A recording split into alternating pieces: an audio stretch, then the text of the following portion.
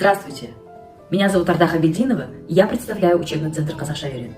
Мы – молодая команда компании Казах-Шайрен, которой не безразлична судьба родного языка. Используя многолетний опыт изучения тонкостей нашего языка и преподавания на нем, мы с уверенностью можем сказать, что стали и станем верными проводниками в мир казахского языка для всех желающих. Наша цель – вызвать интерес к изучению казахского языка, а также убрать стереотипы о том, что казахский – трудный язык. Мы хотим, чтобы как можно больше людей заговорили на нем.